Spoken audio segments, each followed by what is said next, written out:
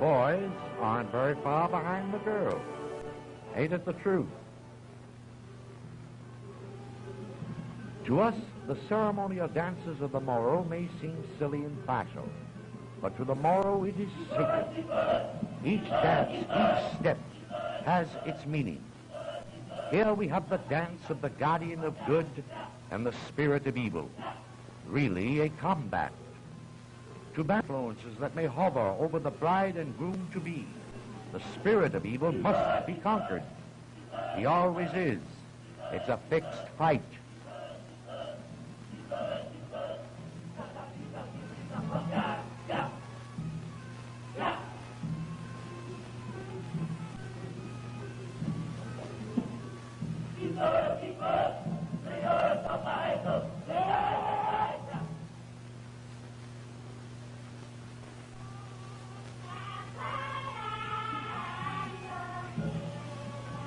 Mother says, kumbosagi, meaning get an eyeful, baby, because someday you may have to go to the match yourself, or words to that effect.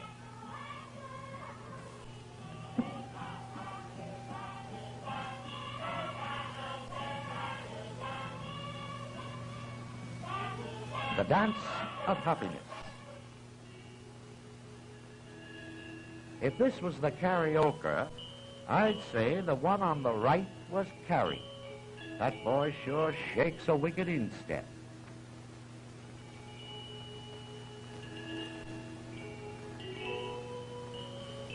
The dance goes on to the music of the gabong. Every little movement has a meaning all its own. The musicians will play and the dancers will dance until they all drop from exhaustion to ensure the future happiness of the bride and groom.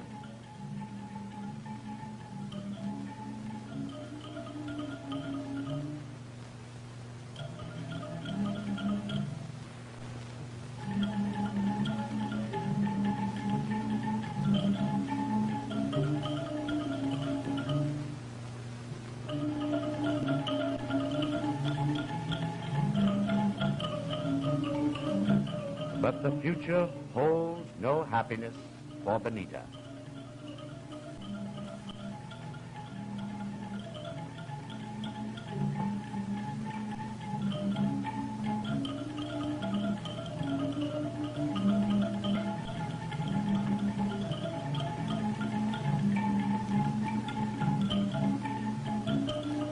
Nimble feet make nimble dancers.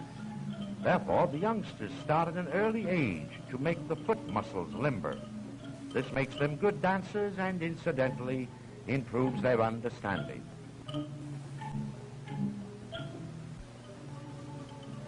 The celebration has started soon as Asen had expected, and he hurries to keep his tryst with Pineda. Step on the gas, Asen. An important part of the ceremony is the dance of death. In reality, a battle. One of the combatants represents an unbeliever, and the other fights for Allah and Muhammad, his prophet. No one knows which is which until after the fight. The combat is presided over by a visiting datu. These fights are deadly affairs. In every instance, one of the fighters are killed. He then is declared the unbeliever.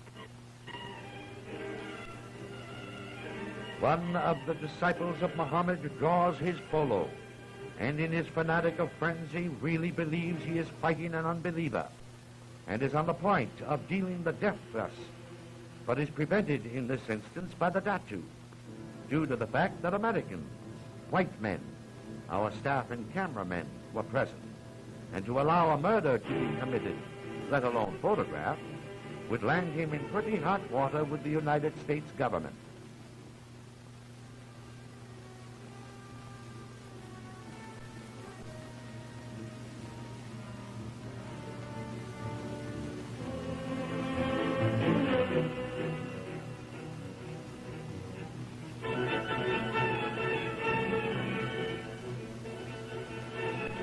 The season of the typhoon has started, an evil omen. Asen, on his way to Pineda, learns that the preliminary ceremony is about to end. and the wedding of Benita and the Datu Decor will take place on the morrow.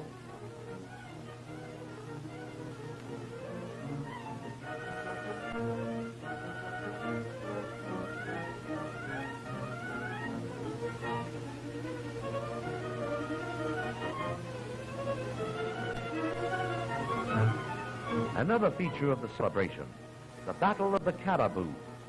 Again, to keep alive their religious fanaticism, one caribou represents the believer and the other the unbeliever. And again, no one knows who is who until the fight is over. Of course, the caribou don't know this, but being bull-headed creatures, they are always ready to horn in on a fight. The caribou are held by ropes to prevent them from running away. And as they circle around, the boys holding them get the thrill of a merry-go-round ride, minus the brass ring.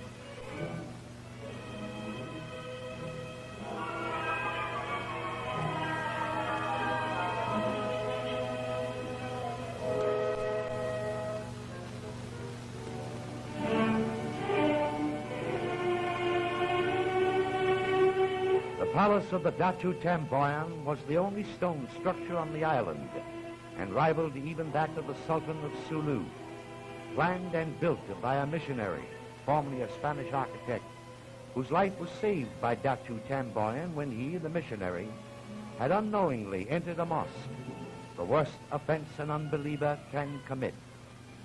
Asan, through circumstances rather than by design, calls to take Benita with him at the only hour when discovery is less likely, the siesta hour. Benita is torn between love and duty. Asan beseeches her not to fail him. Though her love for her father is strong, her love for Asan is stronger. She will go with him.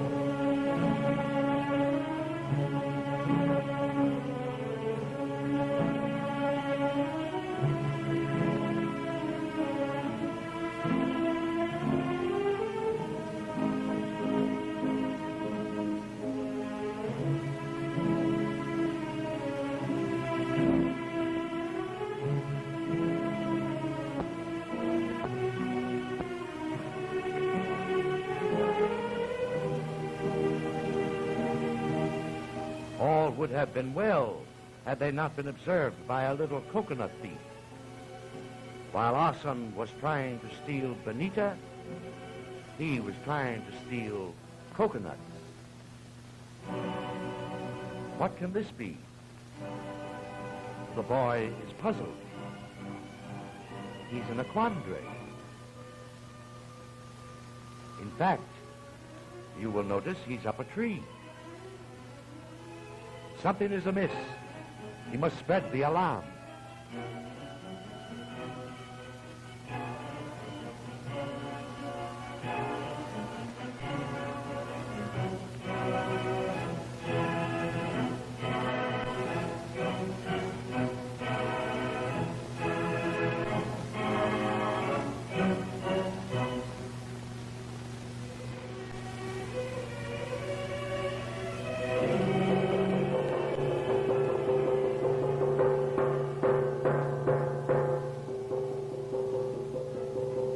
And the natives hastened to answer.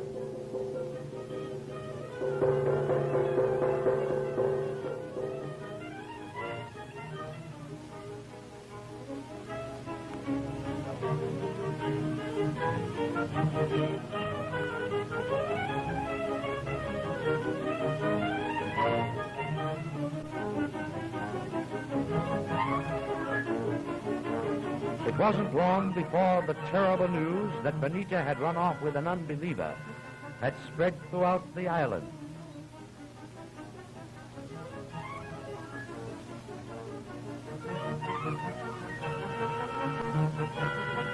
The only horse on the island, and when he goes the way of all horseflesh, the chances are there will never be another.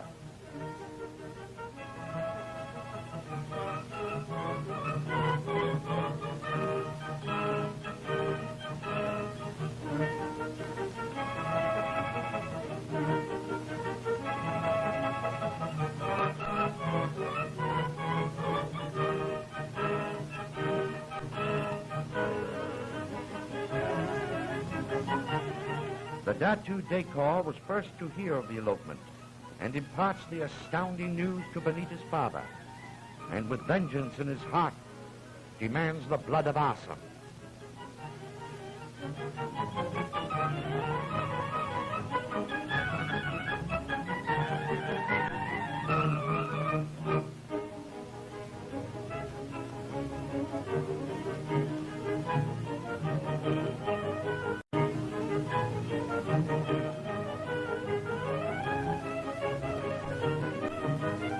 The natives answer the Datu Tomboyan's command to unfurl every vinter's sail, to search every island until the elopers are caught and the unbeliever brought back to be sacrificed.